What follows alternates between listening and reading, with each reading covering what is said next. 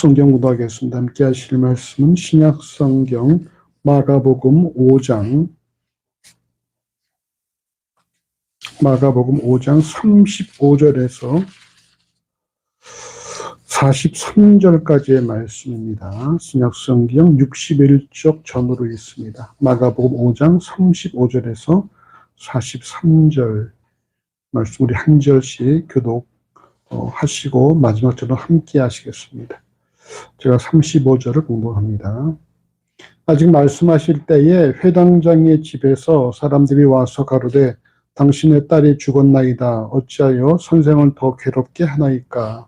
예수께서 그 하는 말을 답에서 들으시고 회당장에게 이르시되 두려워 말고 믿기만 하라 하시고 베드로와 야고보의 형제 요한 외에 아무도 따라옴을 허락치 아니하시고 회당장이 제 함께 가사 헌함과 사람들의 울며 심히 행복함을 보시고 들어가서 저희에게 이르시되 너희가 어찌하여 헌화하며 우느냐?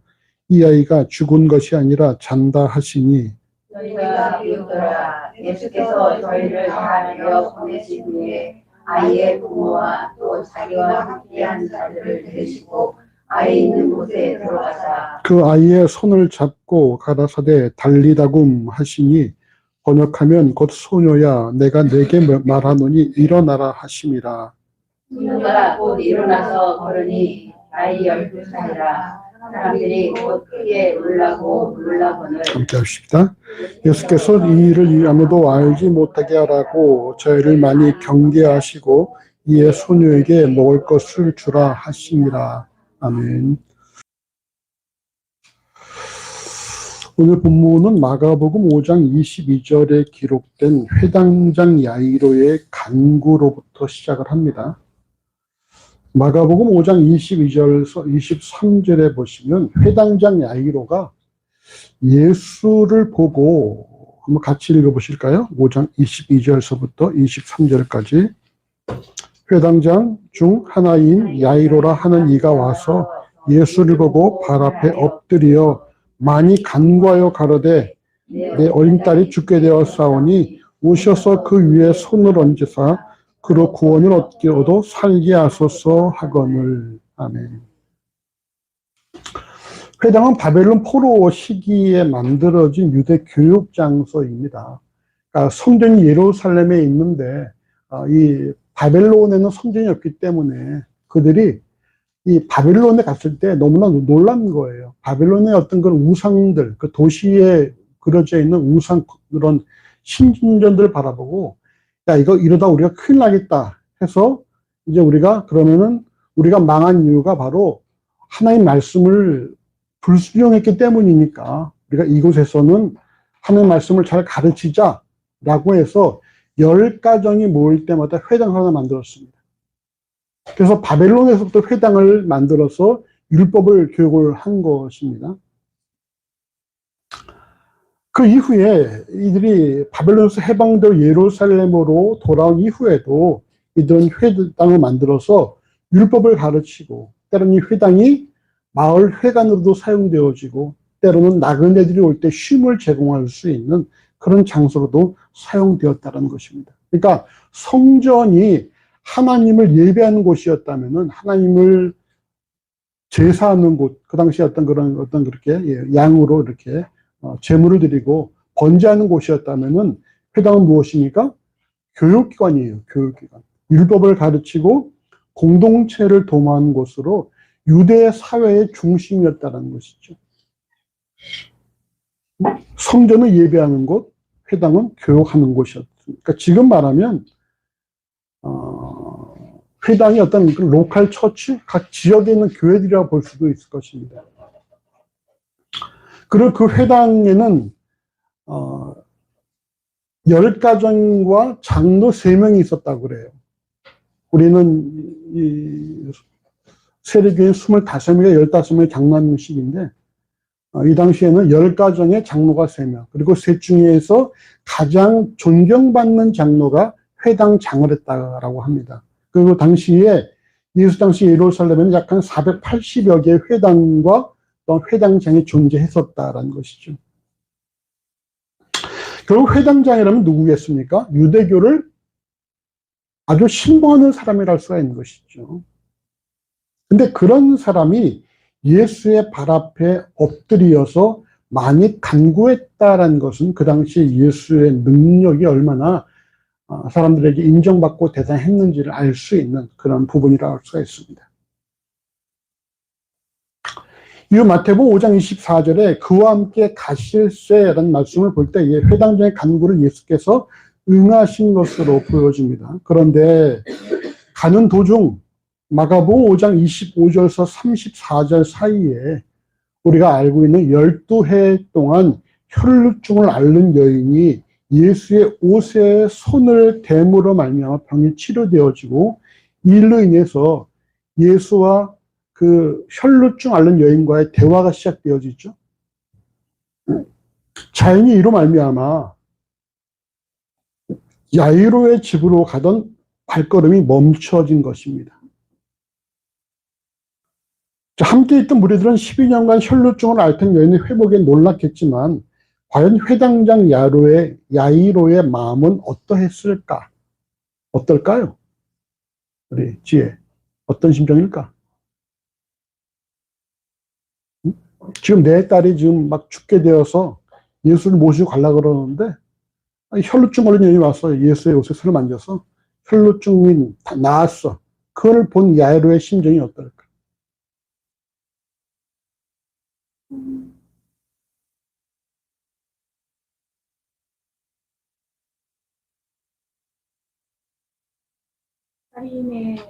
빨리 가서 내 딸을 고치셨으면 하는 마음도 있고, 이 여인이 나왔으니 내 딸도 낫겠구나 하는. 두 가지 마음이 있겠죠. 야, 진짜 예수가 능력이 있긴 있구나. 12회 동안 앓던 여인이 나을 정도로 예수가 능력이 있구나라는 것과 함께 또 뭐가 있겠어요? 급한데 지금 빨리빨리 좀 대화를 끝내고 빨리 가시지. 왜 이렇게 대화가 긴가? 이런 어떤 그런 안타까움도 있겠죠. 근데 이런 상황에서 뜻밖의 소식이 들려오는 것입니다. 오늘 보면 마가복음 5장 35절과 36절 함께 읽어보십시다.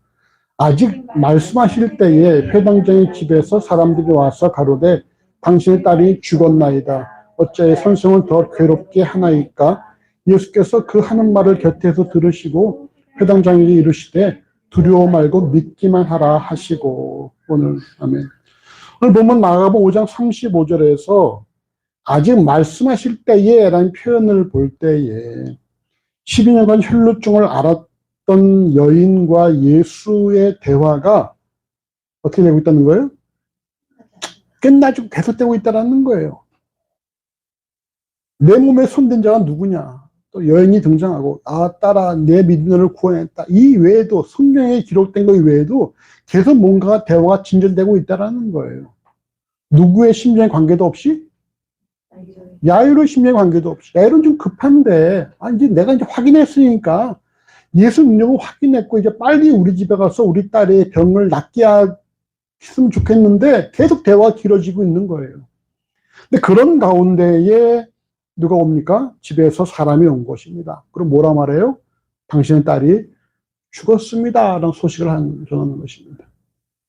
그러면서 어찌할 선생을 더 괴롭게 하나이까? 이건 무슨 말이냐면은 더 이상 예수를 당신의 집에 오시게 할 수고를 할 필요가 없습니다. 더 이상 예수 당신 집에 오실 필요가 없습니다. 라는 거예요. 왜? 죽었으니까, 딸이 죽었으니까. 이제 올 이유가 없지요. 라고 말하는 것입니다. 상황이 종료되었다는 거예요. 이때 회당장 야이로의 마음이 어떻겠습니까? 어떨까요? 김원님 집사님. 무너지죠. 그 전에 마음은 어땠을까요? 이상호 형제. 그 소식이 들리기 전에 마음은. 그 전에 마음은?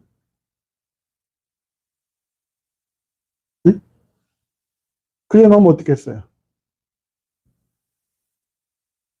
어떨까요? 그 전에 마음은? 조급하고 또 기대하기도 하겠죠. 빨리 예수께서 가시면 낫겠다는 기대가 있겠죠. 기대와 어떤 그런 어떤 여러 가지 마음들이 그 한순간에 당신 딸 죽었다라는 소식을 들으면서 무너져 버렸다라는 거예요. 좀 인간의 심정이 말이죠. 기대와 실망이 진짜 한순간이죠. 예수를 모시고 가는 그 발걸음이 막 기대에 차 있었는데 끝났습니다라는 말을 듣자마자 기대가 무너져 버리고 오늘 성경에 보면 두려워했다라고 말씀하고 있거든요. 그러니까 인간의 심정이 그렇게 수시로 바뀐다라는 거예요. 야, 됐다 했다가 바로 와, 끝났네. 이런 거 인간의 그런 모습이죠. 근데 그 하는 말을 곁에서 들으신 예수께서는 회당장에게 두려워 말고 믿기만 하라 이렇게 말씀을 하십니다. 두려워 말고 믿기만 하라는 말씀을 통해서 우리는 딸이 죽었다는 소식을 듣는 회당장의 심정이 지금 두려워하고 있다는 사실을 알 수가 있죠. 이처럼 인간들은 수시로 변하는 그런 모습을 지니고 있는데 시편 46편 3절은 바닷물이 흉용하고 뛰놀든지 그것이 넘침으로 산이 요동할지라도 우리는 두려워 아니하리로다. 시편 62편 6절은 오직 저만 나의 반석이시오 나의 구원이시오 나의 산성이시니 내가 요동치 아니하리로다라는 말씀을 통해서 하나님을 자신의 삶의 반석과 구원과 산성으로 삼은 이들은 바닷물이 흉하고 뛰놀든지 그것이 넘침으로 산이 요동할지라도 결코 두려워하지 않고 요동치 않을 것이다 이렇게 말씀을 하고 있다는 사실입니다. 그게 무슨 말입니까? 그리스도인들은 요동치도 않고 두려워하지도 않을 그런 모든 이미 그런 잠재력을 지니고 있다는 거예요. 무엇 때문에? 그리스도 예수 안에 있다는 사실을 인해서 우리 안은 이미 하나님 우리에게 주신 마음은 두려운 마음이 아니잖아요. 네? 이미 우리 안에는 두려움을 이겨내고 그리고 요동하지 않을 수 있는 그런 그 잠재력을 그런 능력을 우리가 소유하고 있다는 것입니다. 문제는 뭐예요? 그것을 내가 인정하고 활용하느냐 활용하지 않느냐의 차이가 있을 뿐입니다.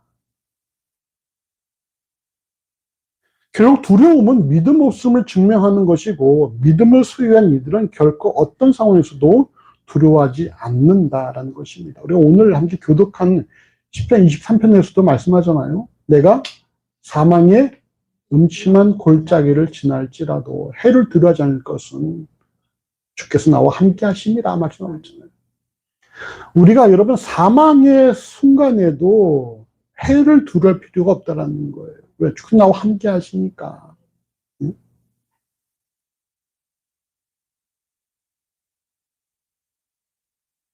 우리는 시편 143편 5절 6절을 통해서 믿음이란 무엇이다 했습니까? 과거의 경험을 오늘날 내가 다시 생각하고 묵상함으로 미래의 소망을 갖는 것이라고 했잖아요. 그렇다면 이런 과거의 경험은 어떻게 만들어지겠습니까? 어떻게 만들어질까? 이 경험은 어떻게 만들어지겠어? 과거의 경험을 우리가 과거 하나님 만날 경험을 오늘날 생각하고 묵상함으로 미래의 소망을 갖는 것이 믿음인데 그렇다면은 과거의 경험은 어떻게 만들어지겠어? 겪어야 되지. 뭘 겪어야 돼? 상황을 겪어야 돼. 그 상황에서 무엇을 겪어야 될까? 주어진 상황에서 하나님이 함께 하시. 하나님의 말씀의 성취를 경험해야 한다라는 거. 이런 상황에서는 이렇게 하나님께서 일하시는구나. 이런 상황에서 내가 하나님이 이렇게 말씀하시는구나. 그 말씀을 경험을 하는 그것이 여러분 우리가 오늘날 생각하고 묵상해야 될 경험이라는 거예요. 내가 사망의 음침한 골짜기에 있었었는데 주님 나와 함께 하심으로 내가 전혀 두려워하지 않았다. 왜? 그 말씀이 그렇게 있으니까 그 경험을 내가 갖고서 그것을 오늘날 내가 그거를 묵상하고 다시 생각함으로 미래의 소망을 갖게 된다는 것입니다. 그러니까 여러분 경험은 어떻게 주어지는 거예요? 그냥 주어지는 것이 아니에요. 주어진 상황 속에서 내가 얼마나 무엇을 하느냐? 말씀을 경험하느냐. 말씀을 얼마나 경험하느냐라는 것이 바로 내가 오늘날 기억하고 묵상하고 생각해야 될 경험의 내용이라는 것입니다. 누구에게나 동일하게 어려움이 닥쳐오죠. 근데 어려움이 닥쳐올 때 그 어려움 속에서 그냥 그 어려움에 빠져 살아가는 사람과 그 어려움을 말씀을 통해서 하나님 일하심을 경험한 사람들과의 차이가 발생한다는 거예요. 응? 다 어려움이 있죠. 근데 어려움 속에서 그 어려움 속에서 그냥 무너져 내려가느냐, 아니면 그 어려움 속에서 하나님의 말씀을 주목함으로 그 어려움 속에서 하나님의 말씀을 경험하느냐에 따라서 그의 믿음이 달라진다는 것입니다. 그렇기 때문에 로마서 10장 17절에 이렇게 말씀하죠. 믿음은 무엇에서 납니까? 들음에서 나며, 들음은 뭐예요? 그리스도의 말씀으로 말미암았느니라. 결국 뭐예요? 하나님 말씀을 듣고 그 말씀을 내 삶에 적용하고 그렇게 해서 경험을 함으로 말미암아 내게 믿음을 양산해낼 수 있는 과거의 경험이 만들어진다는 거예요. 그래서 말씀을 모르는 사람들은 경험할 수가 없어요. 말씀을 모르는 사람들은 경험해도 그것이 경험인지 알아요, 몰라요? 모른다는 거예요. 자, 몸이 아파요. 기도해서 만 치료가 됐습니다. 그럼 그 사람 뭘 경험한 것입니까? 하나님의 치료를 경험한 것이죠. 몸이 아파요. 근데 기도하지 않았어. 약만 먹었으니 낫어. 그럼 뭘 경험한 거예요? 약을 경험한 거예요, 그러면. 똑같이 아팠어도 기도함으로 나은 사람과 약 먹고 나은 사람은 차이는 분명하다는 거예요.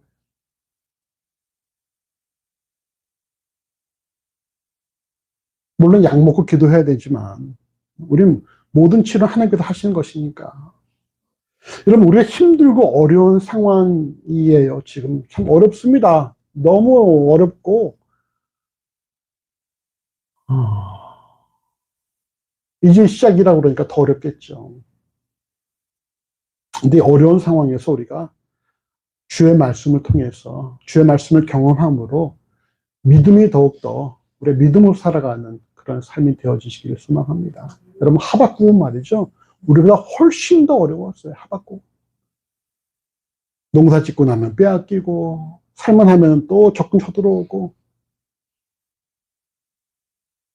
그래도 성경 뭐라 말씀합니까? 의인은 오직 믿음으로 말미암아 살리라 말씀하고 있잖아요.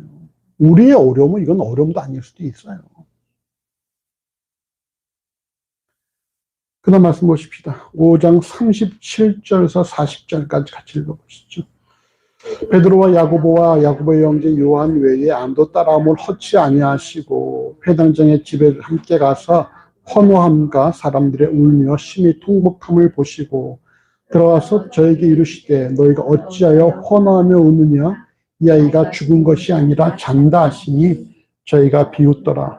예수께서 저희를 다 내어보내신 후에 아이의 부모와 또 자기와 함께한 자들을 데리시고 아이 있는 곳에 들어가사. 아멘.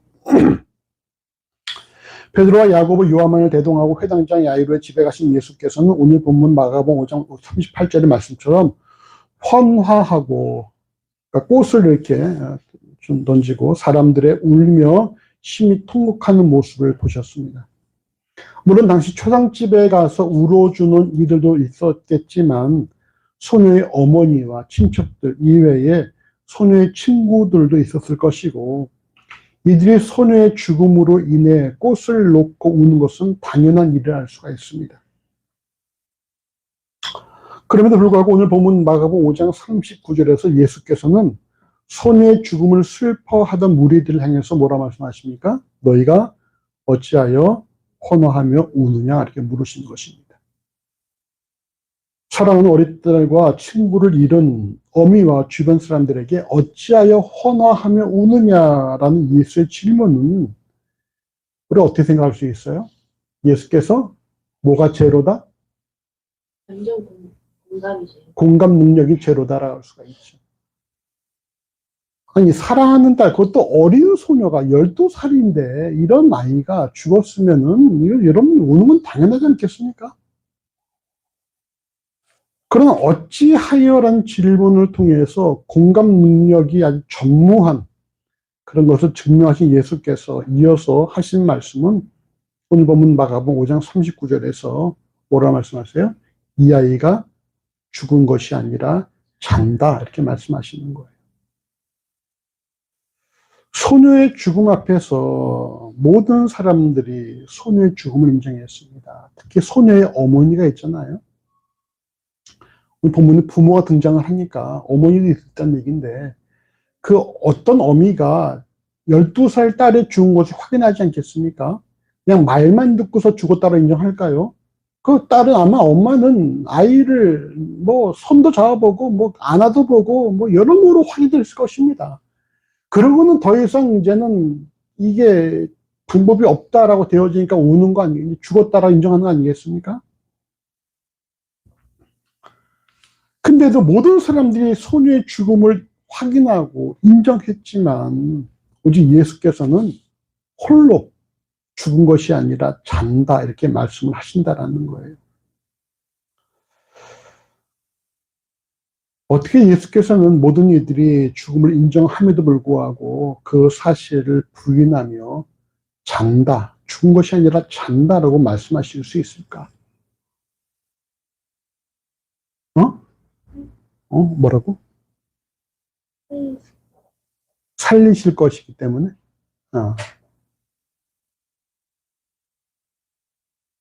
왜 예수께서 모든 사람들이 죽었다라고 인정하심에도 불구하고 홀로 죽은 것이 아니라 잔다라고 말씀하실 수 있을까요? 김은희 목사님. 예수님은 아십니까? 뭘 아세요? 죽지 않았다는 것을. 왜 이렇게 하셨을까? 김은희 목사님. 그리스도인들은 죽은 것이 아니라 사는 것이니까. 이제 집사님 됐으니까 이제 이름 부르지 말고 집사님이라 그래야 되겠네. 이재 집사님 어떻게 생각하십니까?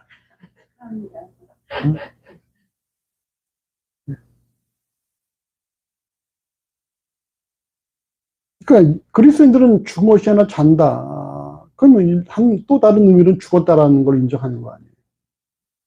물론 뭐 그런 부분들도 있죠. 예수와 인간들의 바라보는 관점이 다르다라는 거예요. 바라보는 관점이 다르다. 인간들 어떻게 바라봅니까? 인간들이 바라보는 그 바운더리, 한계가 뭐예요?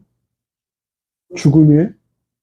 인간이 바라보고 생각하고 판단하는 그 근거는 자기의 주어진 상황과 환경이잖아요.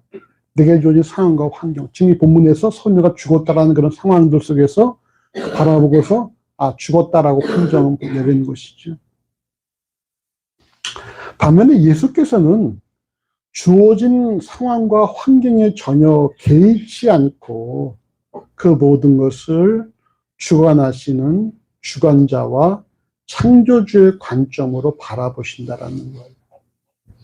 인간들은 상황과 환경 속에서 바라보고 판단하지만 하나님께서는 상황과 환경을 뛰어넘어서 그것을 결정하신다라는 것입니다. 이 성경 뭐라 말씀하고 있어요?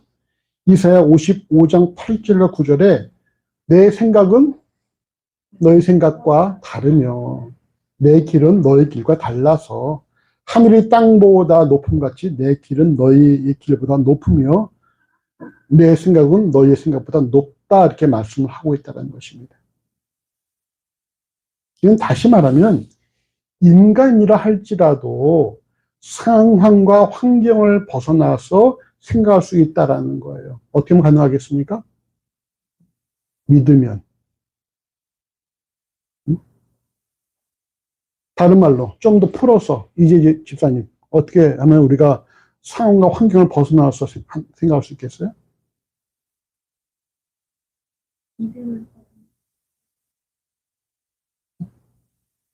자, 인간들은 상황과 환경 속에서 생각한다 그랬죠? 그러면 하나님은 어떻게 생각하신다고요? 상황과 환경을 벗어나서 바라보시고 생각하신다 그랬죠. 일하신다라고. 그럼 인간들도 상황과 환경을 벗어나서 생각할 수가 있죠. 어떻게 하면 되겠습니까? 김연 집사님?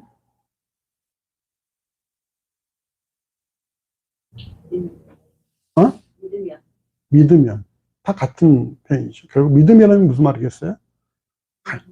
어? 상황과 환경을 초월할 수 있다. 결국 하나님의 관점을 지니면, 하나님의 마음을 품으면 우리도 상황과 환경을 벗어나서 바라볼 수 있다는 거예요. 우리가 인간의 관점으로 바라보지 않고 창조주와 주권자의 관점으로 바라보면은 우리는 그 상황과 환경을 벗어나서 판단하고 생각할 수 있다는 것입니다. 이걸 여러분 바울이 뭐라고 말하고 있어요? 빌립보 4장 11절에서 내가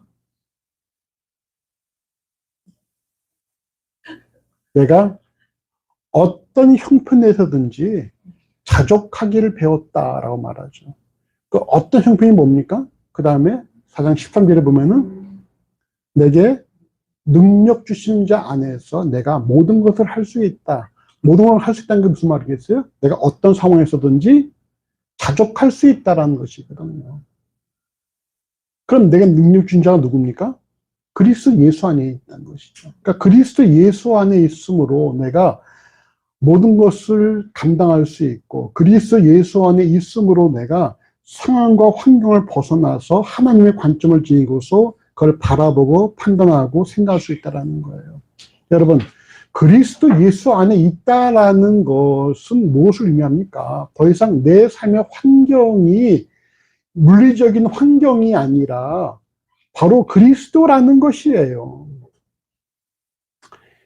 예수 안에 푹 들어가 있다는 것입니다. 그러니까 내가 예수 안에 있기 때문에 더 이상 내게 주어진 환경은 내게 주어진 물리적인 환경, 소녀의 죽음 같은 환경이 아니라 어떤 환경이에요? 예수 안에 있다라는 거예요. 예수 안에. 예수 안에 있기 때문에 내가 모든 걸 다 감당할 수 있다라고 성경이 말씀하고 있다는 것입니다. 여러분, 이런 것들이 여러분 어디에 또 나와 있어요? 우리가 여러분 사도행전에 보면은 사도행전 27장 25절에 유라고 흐르는 광풍이 불잖아요. 그래서 다들 어떻게 됩니까? 식음을 전폐하죠. 이제 죽었다 하면서 식음을 전폐하고 있을 때에 바울이 뭐라 말합니까? 여러분, 뭐라고 얘기해요? 여러분, 안심하라. 도대체 요즘 묵상을 어떻게 하는지 모르겠어. 요즘 이재 입사님 묵상 어디 하십니까? 요한계시록 하고 있어요. 잘하고 있죠? 근데 바울이 뭐라 그래요? 여러분, 안심하라.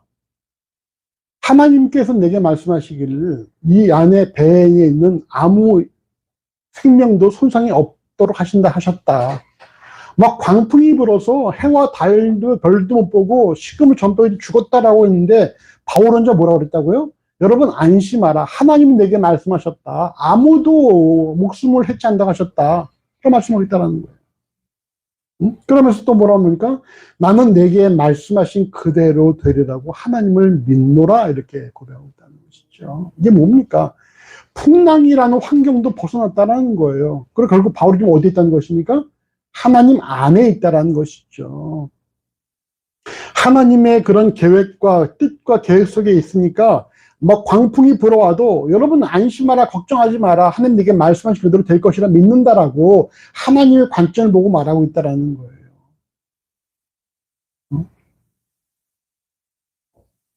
그러니까 우리가 이런 역할을 해야 한다는 것입니다. 집이 어렵고 힘들어요, 지금. 나라가 어렵고 힘들어요. 다들 도대체 못 살겠다고 난립니다. 그럴 때 우리가 뭐라 말해야 됩니까? 함께 못 살게 힘들겠다 이렇게 말하는 것이 아니라 그래도 이 땅의 주인이 하나님이시니까 하나님께서 일하실 것입니다. 왜? 왜 웃어요? 그 집에서 그런 일이 있을 때, 동영이 그런 일이 있을 때 뭐라고 엄마가 얘기해야 돼요? 그래도 야 걱정하지 마라. 너의 주인이 누구예요? 하나님이시니 하나님께서 내 삶을 인도하실 것이다. 이렇게 말할 수 있어야 한다는 거예요. 생활비도 없고 학비밖에 안 되고 그래도 걱정하지 마라. 안심해라. 내가 기도했는데 하나님께서 내게 이렇게 말씀하시더라. 이렇게 말하신 근거가 있어야 한다는 것이죠. 그러니까 뭐 해야 되겠습니까?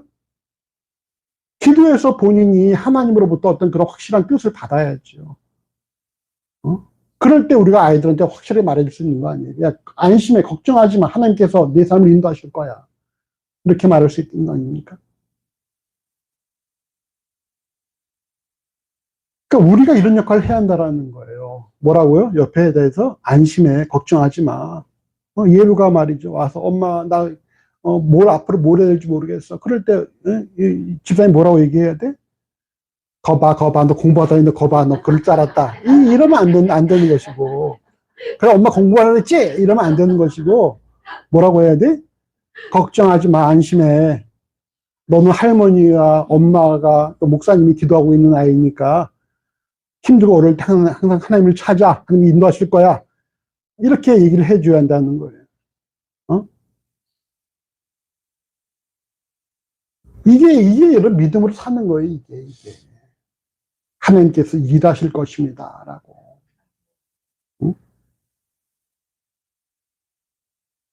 그러므로 예수를 주라 고백하며 예수 그리스도 안에 거하는 그리스도인은 주어진 상황과 환경에 관계없이 하나님의 뜻과 계획대로 될 것을 믿으며 살아가는 삶이 요구되어지고, 이런 삶의 성경이 뭐라 말한다고요?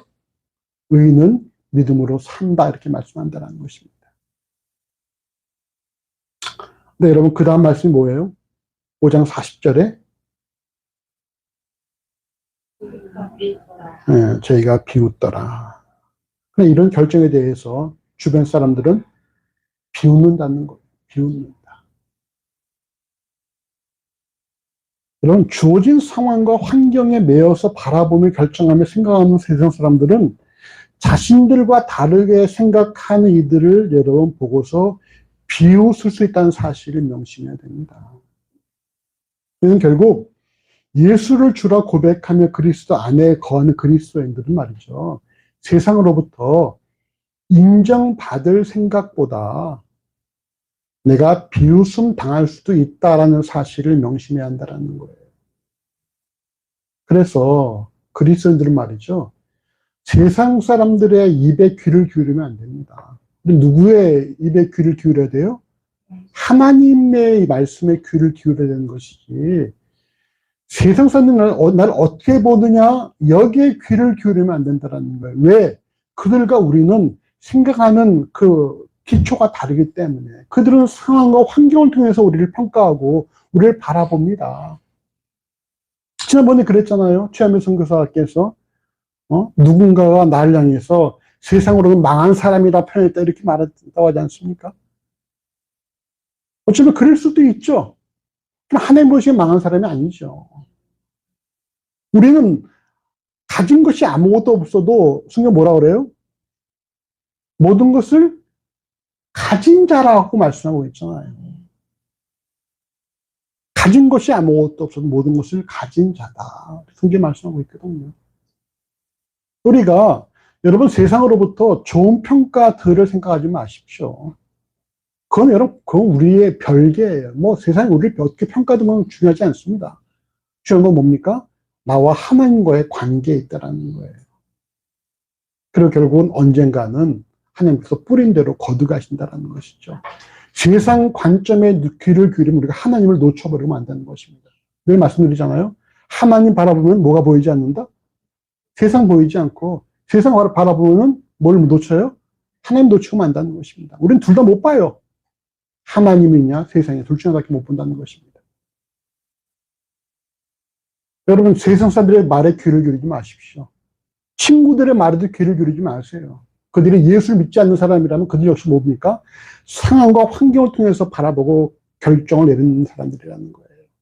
근데 우리는 그리스도 안에 있는 사람들, 그리스도 안에 있는 사람들, 하나님의 관점으로 바라보는 사람들입니다. 하나님 관점으로 바라보는 사람들끼리 얘기가 돼야지, 하나님의 관점으로 바라보는 사람과 세상 관점으로 바라보는 사람 사이에 이 대화는 될 수가 없다라는 거예요. 오늘 성경에 나온 말씀한 결론은 뭐예요? 그들이 우리를 비웃는다는 것이죠. 아유, 쟤는 아직도 저렇게 꿈속에 사네. 그런 거 많잖아요. 쟤는 아직도 하나님이 진짜인 줄 알아. 이런 것들 많단 말이에요.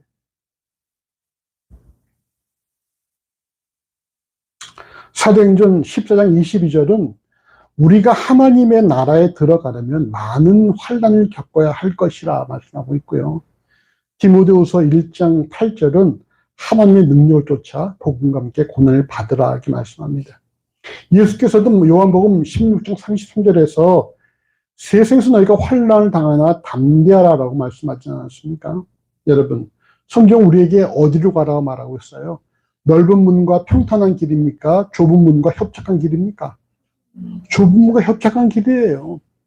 좁은 문과 협착한 길을 가고자 하는 자들을 넓은 문과 평탄한 길을 좋아하는 사람들이 보고서 어떻게 이해할 수 있겠어요? 네? 넓은 문과 평탄한 길만을 선호하며 쫓아가는 사람들이 굳이 좁은 문과 협착한 길을 가는 사람들을 보고서 비웃지 않겠습니까? 저 바보들을 비웃지 않겠어요? 당연한 것이에요. 근데 우리가 비웃음을 받지 않으면 우리 어떻게 됩니까? 우리도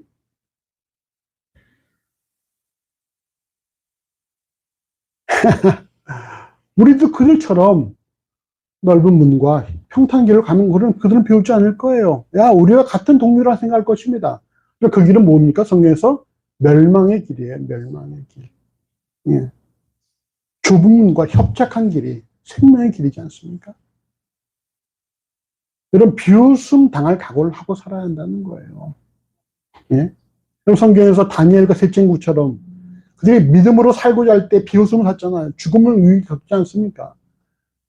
그런 우리가 비웃음을 받을 각오를 하고 살아야 한다는 거예요. 하지만 우린 그래도 우리에게 있어서 우리가 갖고 있는 그 믿음 뭐예요? 그래도 하나님께서 뿌린 대로 거두게 하시고 하나님 뜻과 계획대로 이끄신다라는 것이죠. 결국은 최후에 웃는 자가 승자라는 거예요. 최후에 웃는 자.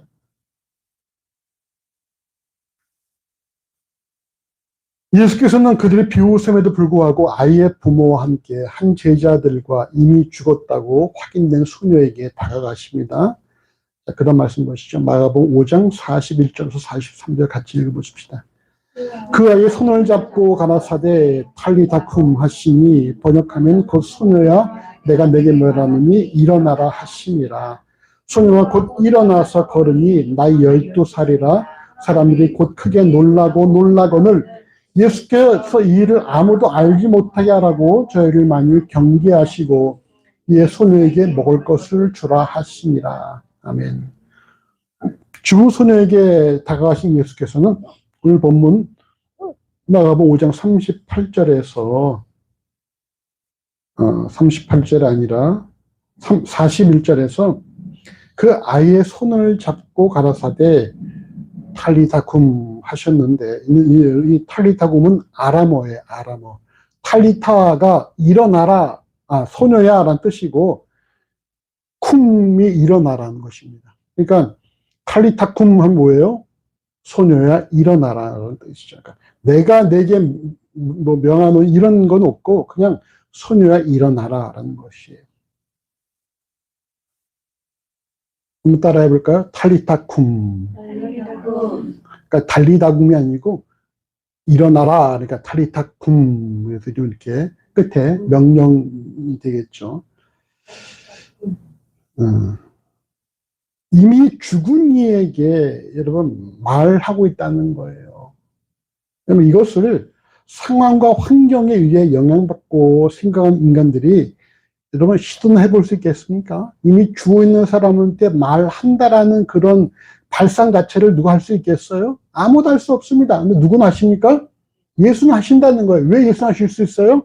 예수는 창조주요, 주권자요, 상황과 환경을 벗어나서 일하신 분이기 때문에 예수에게 있어서 인간의 죽음이라는 건 아무 의미가 없는 것이기 때문에 죽은 자에게도 말씀하신다라는 거예요. 탈리타쿰이라고. 이처럼 이미 죽어있는 이들을 일으키신 사건은 누가복음 7장 11절 이하에서 장례를 치르고 길을 나서는 나인성 과부의 아들을 살리신 부분도 있고 요한복음 11장 43절에서도 이미 장례를 치르고 동굴에 안장한 나사로를 살리신 그런 사건도 있습니다. 이처럼 성자 하나님께서는 상황과 환경을 초월해서 일반인들은 생각할 수도 없는 이미 죽어 있는 자들에게도 말씀하신다라는 거예요. 그리고 오늘 본문 마가복음 5장 42절은 소녀가 곧 일어나서 걸으니라는 말씀을 통해서 성자 하나님의 말씀이 죽음을 통과해서 이미 죽어 있는 소녀를 일으켜 세웠다라고 말씀합니다. 모두가 죽었다고 선언할 때 예수께서는 죽은 것이 아니라 잠다라고 하셨는데, 실로 이 아이는 세상 사람에게는 죽어 있었지만 세상의 창조주요 또한 주권자인 하나님 보시기에는 잠시 잠든 아이에 지나지 않았다라는 거예요. 그리고 결국 아이는 잠에서 깨어나 걸었으며 음식이 필요했다라고 말씀합니다. 사람들은 자신에게 주어진 상황과 환경을 통해 최종적인 판단을 하지만 오늘 본문을 통해서 우리가 명심할 것이 무엇입니까? 결국 최종적인 판단 누구만 하실 수 있다? 하나님만이 할 수 있다. 하나님만. 그 누구도 말이죠. 마지막이라고 말할 수 없다라는 거예요. 이미 죽음은 마지막이지만, 그렇지만 성경은 죽음조차도 뭐가 아니다? 마지막이 아니다라고 말씀하고 있다는 것이죠. 우리에게서 여러분, 이제 끝이다라고 말할 수 있는, 그렇게 선언할 수 있는 분 누굽니까? 오직 하나님밖에 없다라는 사실입니다. 여러분, 우리가 우리 삶에 대해서 여러분, 이제 끝났네라고 말하면 안 된다라는 거예요. 그건 누구만 하실 수 있는 거예요? 그건 하나님만의 권한이에요. 인간은 뭡니까? 그저 그때까지 최선을 다하는 것만 있는 것입니다. 누구든지 내 삶에, 다른 삶의 삶에 넌 끝났어라 말할 수 없다라는 거예요. 왜? 그건 하나님만이 하실 수 있는 것이니까. 우리는 상황과 환경을 바라보면서 끝이라 말할 수 있을지 모르지만 여러분, 하나님께서는 상황과 환경을 초월해서 일하신다는 사실입니다.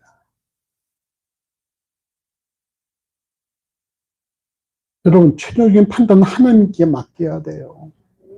여러분, 열왕기하 6장 16절 이런 말씀이 있잖아요. 여러분 아시는 것처럼 엘리사가 있는 도단성에 아람 군대가 쫓아오지 않습니까? 그때 게하시가 놀라서 말하잖아요. 이제 아람 군대 우리 손을 둘렀습니다. 그때 엘리사 뭐라 말합니까? 안심하라. 우리와 함께한 자도 많다라고 말하잖아요. 우리와 함께한 자가 저들과 함께한 자보다 더 많다라고 말하지 않습니까? 그게 뭐예요? 상황과 환경을 초월해서 바라보고 있다는 거예요. 여러분 어떻게 바라보십니까? 여러분 삶을 어떻게 바라보고 계세요? 상황 속에서 바라보고 계십니까? 상황과 환경을 초월해서 바라보고 계십니까? 어떻게 바라보고 계세요? 김건희 집사님. 왔다 갔다 하면 어떻게 해야 되겠어요? 한쪽으로 어느 쪽으로 갈 겁니까? 그럼 그러려면 어떻게 해야 되겠습니까? 네. 말씀 묵상을 꾸준히 하세요. 꾸준히. 왔다 갔다 하지 말고 좀 꾸준히 좀 해요. 맨날 같은 말씀만 올리지 말고. 어서 복사해서 올리나? 말씀을 골라요. 고르지 말고 그러니까. 내주는 말씀대로. 그러니까 그렇게 하면 그게 뭐가 되는 거예요? 그게 내가 복음이라니까 그게. 그 말씀이 어디 있었더라 그러고. 그러니까 묵상 올린 거 보면은 꾸준히 하지 않고 여기서 잠깐 좀 꾸준히 하라고 몇 번 얘기해도 그게 편식이야, 편식. 아니 있는데 와닿는 게 없으니까요. 와 닿은 게 있도록 기도하시고 하나님 내 눈을 열어서 보게 하시옵소서 기도하시고 보시면 되지. 김현 집사님 어떻게 살았어요 이제까지? 이제까지 사는 거는 상황과 환경을 보고 많이 넘어졌죠. 앞으로 어떻게 사셔야 되겠어요? 수월해서 그럼 어떻게 해야 됩니까? 꾸준하게. 요즘 묵상을 다시 하시던데 아무튼 꾸준히 하셔야 되고. 자, 이제 집사님 어떻게 사셨어요 이제까지?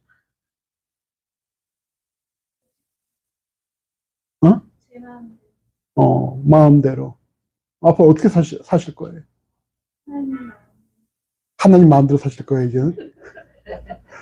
그럼 어떻게 해야 되겠어요? 말씀을 계시록 하고 있다고. 그러면 이게 성경 한 권 끝내는 건가? 통독이 끝내는 건가? 계시록 끝나면? 네.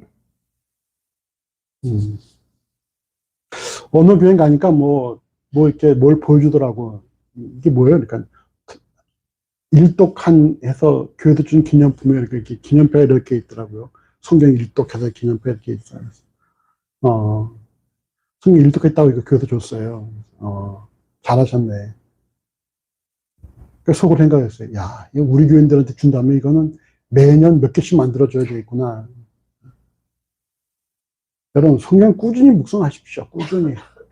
응? 자, 성경 이제 어떻게 살았어? 상과 환경에 의해 살았어? 하나님의 관점으로 살았어? 확실해?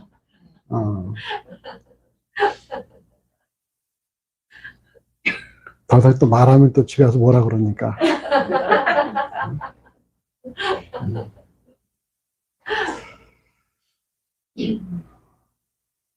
그래서 인간의 역할은 주어진 상황과 환경에 최선을 다하고 최종적인 판단은 이 모든 것을 초월해서 역사하신 하나님의 손길을 주목하는 것이 있다는 사실입니다. 늘 하나 더 살펴볼 내용은 말이죠. 마가복음 5장 40절에 이를 행한 이후에 예수께서는 어떻게 하셨어요? 이 일을 아무도 알지 못하게 하라고 저희를 많이 경계하셨다는 사실입니다. 왜 이 사실을 아무도 알지 못하도록 저희를 그것도 어떻게 많이 경계하셨을까? 아니, 죽은 소녀가 죽었다 살아났다 이걸 알리면은 어떻게 되겠어요? 더 예수의 일하심에 있어서 유익이지 않겠습니까? 어느 죽은 사람이 어느 교회 가서 기도해서 살아났다. 그럼 그 교회 사람들이 미어 터지게 오지 않겠어요? 어떻게 생각하십니까? 왜 예수께서는 이 사실을 아무도 알지 못하도록 저희를 경계하셨을까?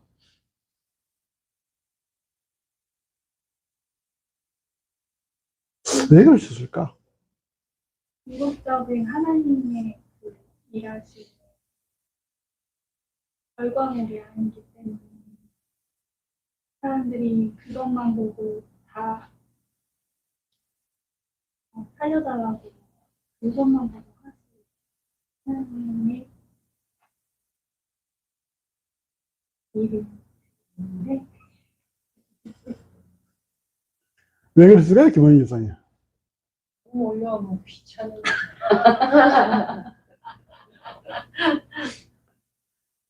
항상 예수께서 가신 데마다 무리가 쫓아다녔잖아요. 이렇게 그걸 보기 위해서. 왜 그랬어요? 김원희 여사님. 그리고 이렇게 많이 알려지면은 예수님께 집중하기보다 아이한테 집중을 더 많이 할 것 같아요. 그럴 것 같아요. 근데 복음서에 보면 예수께서 이렇게 표적을 행하시고 난 다음에 아무도 알리지 마라 이런 내용들이 많이 있죠. 이는 이런 표적을 보고서 믿는 이들이 발생할 것이라고 예수께서 인정하시지 않고 있다는 것입니다. 다시 말해서 사람들이 뭘 보고서 믿진 않는다라는 거예요.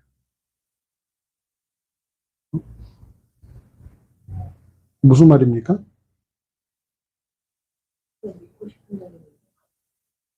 사람들이 그 상황을 볼 때는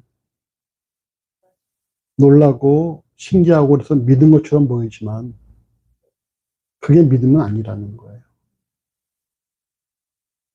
그냥 그 순간에 동할 뿐이지 그게 믿음은 아니라는 것입니다.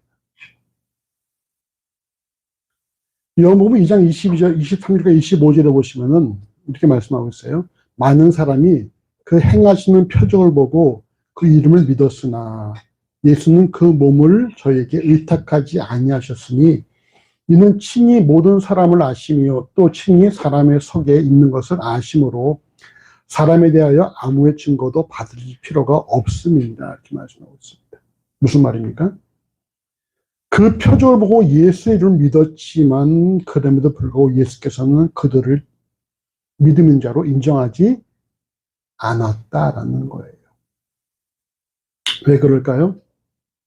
그 믿음은 결국 믿음이라는 것이 인간이 무엇인가를 보고 믿을 수 있는 건 아니라는 거예요. 믿음은 은혜라는 것이죠. 철저한 하나님의 선물이지 믿음은 말이죠. 인간이 열심을 내서 될 수 있는 것은 아니라는 것입니다. 여러분 믿음이 있습니까? 믿음이 있어요? 그럼 그건 감사한 일이에요. 여러분이 뭔가 열심히 해서 믿음이 주어진 것이 아니에요. 하나님께서 일방적으로 믿음을 주신 것이지 우리가 뭔가 열심히 하고 기도하고 묵상하고 그래서 믿음이 생긴 건 아니라는 것입니다. 여러분 병이 낫다 할지라도 기도해서 병이 낫다고 할지라도 시간이 흘러가잖아요. 그럼 어떻게 되는지 아십니까? 과연 기도해서 낫을까? 이렇게 된 경우들이 있다는 거예요. 인간의 믿음이라는 것이 그렇게 막 확고부동한 것이 아니라는 것입니다. 믿음은 철저히 하나님께서 우리에게 주시는 선물이라는 거예요. 그래서 우리가 누가 믿음이 있다 없다를 우리가 얘기하면 안 된다는 거예요.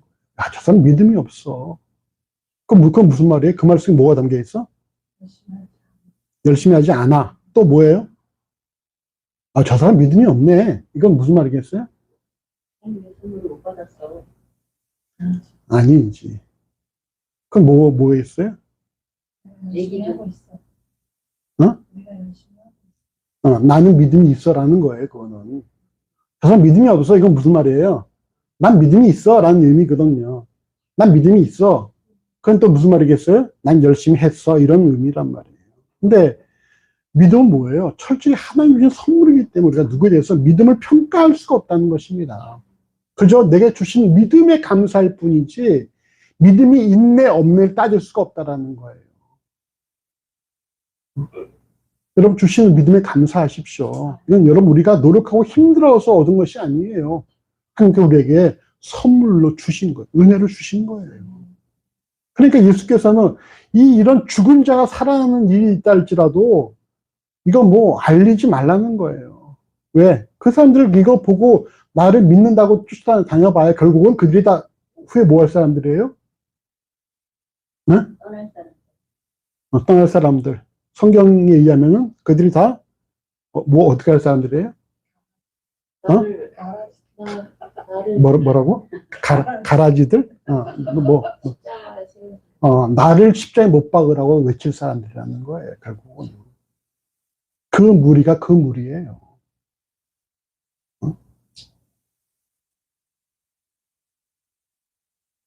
믿음이라는 것이 인간이 무엇을 보고 결단해서 믿는 것이 아니라 전적인 하나님의 선물이라는 사실을 명심을 하셔야 되고요. 그럼 어떻게 됩니까? 우리는 믿음을 허락하심에 감사해야 돼요. 우리 다 여러분 하나님 주신 믿음으로 살아가는 것이 뭔가 본인이 노력하고 힘써서 뭐 40일 기도하고 뭐 40일 철회하고 이래서 믿음을 얻은 것이 아니라는 사실을 명심하십시오. 다 여러분 하나님의 선물이에요. 우리 이렇게 서로에게 축복합시다. 당신의 믿음은 하나님의 일방적인 선물입니다. 당신의 일방적인 선물입니다. 우리의 믿음 말이죠. 하나님 일방적인 선물이에요. 그러면 여러분 결코 믿음 때문에 뭐가 안 나와요? 다 선물이면은 믿음으로 말미암아 교만할 사람이 없는 거야. 난 이런 믿음이 있어. 이렇게 말할 사람이 있어요, 없어요? 없어. 다 선물인데 뭘 교만할 게 뭐가 있어? 교만할 게 없다는 말은 또 무슨 말이 있습니까? 뭘 의미합니까? 상대방의 믿음을 평가하고 판단하지도 않는다라는 거예요. 그냥 내 믿음이 감사하면은 다른 사람 믿음 모습을 바라볼 때 어떻게 되어지는 거예요? 그 사람에 대해서 긍휼히 여기고 위해서 기도하게 되는 것이죠. 하나님 저 사람에게도 믿음을 주십시오라고 기도하게 되는 것이죠. 저 사람 믿음이 없어. 이건 여러분, 그건 무슨 말이에요? 내 믿음은 내가 노력해서 얻었다. 이런 의미가 된다는 것입니다. 그래서 믿음을 평가하지 마십시오. 주신 믿음에 감사하십시오. 그게 예수께서 아무에게도 알리지 마라. 알려봐야 별 의미가 없다라 말씀하시는 의미라는 거예요. 말씀을 정리합니다. 첫 번째 우리가 생각할 것은 믿음에 거하는 일을 결코 두려워하지 않는다라는 것입니다. 여러분 두려워하지 마십시오. 조급해하지도 마십시오. 결국 하나님께서 우리가 뿌린 대로 거두게 하실 것이고 최종적으로 판단하실 것입니다. 두 번째, 그리스도 안에 거하는 그리스도인들은 상황과 환경을 초월해서 판단한다라는 것입니다. 그래서 죽은 것이 아니라 잔다라고 말씀하실 수 있다는 거예요. 여러분 상황과 환경을 초월해서 사시기 바랍니다. 상황 속에서 허덕이지 말고 물 속에 들어가든 불 속에 들어가든 그 물이 나를 침몰치 못하고 불이 나를 사르지 못할 것이라는 사실을 기억하시고 여러분 상황과 환경에 의해서 여러분 결정하지 마십시오. 오직 하나님의 뜻과 계획에 의해서 결정을 하시는 삶이 되시길 바랍니다. 여러분 자녀에 대해서도 이렇게 말씀하실 수 있는 삶이 되기를 바라요. 지금 모습 보고서 이러저러고 평가하지 마시고 엄마가 기도하고 있다. 아빠가 기도하고 있다. 할머니, 할아버지 기도하고 있다. 하나님 널 사랑하신다. 넌 걱정하지 마라. 안심해라. 이렇게 말할 수 있는 부모들이 되길 바랍니다. 끝으로 여러분 오직 하나님만이 최종적인 판단을 하실 수 있다는 사실을 명심하십시오. 그래서 우리는 마지막까지 우리 역할이 뭡니까? 그저 조직 역할에 최선을 다하는 거예요. 크기에 관계없이 규모에 관계없이 최선을 다하고 마지막 여호와께 맡기는 것입니다. 오직 끝이라고 말할 수 있는 분은 누구밖에 없습니까? 하늘밖에 없다라는 거예요. 어떤 순간에 여러분 마지막이라고 생각하지 마시고 끝까지 부르신 그날까지 최선을 다해서 살아가는 우리의 삶이 되어지시기를 간절히 주의 이름으로 소원합니다. 기도하겠습니다. 기도하십시다. 주님을 감사합니다. 우리가 이 시간 또 말씀을 통해서 우리가 결코 믿음에 거하는 그리스도인으로서 두려워하지 않을 것을 명심할 수 있도록 인도하여 주시옵소서. 결코 우리가 믿음에 거하는 자들은 두려워하지 않는다는 사실을 명심하게 하셔서 우리가 어떤 상황과 환경에 처하더라도 두려움 없이 주를 온전히 바라볼 수 있도록 인도해 주시고 우리가 이처럼 주 안에 거한 자들로서 우리가 저 상황과 환경을 초월해서 하나님 관점으로 우리의 삶을 바라보고 주변을 바라볼 수 있는 삶이 되어지기를 하나님 간절히 소원합니다. 우리의 삶에서 마지막은 오직 하나님만이 선포하신다는 사실을 명심하게 해서 우리가 마지막 그날까지 조직 역할을 내서 최선을 다할 수 있는 우리의 삶을 더해 주시고 우리 주신 믿음은 전적인 하나님의 은혜를 주신 것이니 우리가 결코 이 믿음을 통해서 스스로 교만하지 않게 하시며 더 믿음에 감사하게 하시고 주변의 사람들 우리 위해서 기도할 수 있는 주변인들의 믿음을 기도할 수 있는 그런 참으로 섬김의 삶으로 인도하시기를 하나님 간절히 소원합니다. 우리가 함부로 판단하거나 우리가 참으로 그들을 결정짓지 않게 하시고 더 주 앞에 감사의 무릎을 나갈 수 있도록 우리 심령들을 인도하여 주시옵소서. 모든 삶을 지키려 합니다. 감사함을 예수 이름으로 간절히 기도합니다. 아멘.